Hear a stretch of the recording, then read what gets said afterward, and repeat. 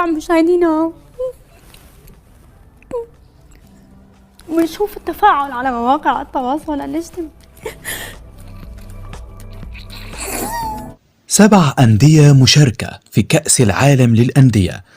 قرر الملك محمد السادس إنه يكون موجود ويحضر الافتتاح بنفسه ويشوف مشاهد الفلكلور المغربي والأجواء العظيمة المغربية لحظة الافتتاح. متابعينا هنشاهد ونشوف الملك لحظة بلحظة، ولكن المصريين أعجبهم جدا جدا الافتتاح وتصميمات المغاربة ولا أروع.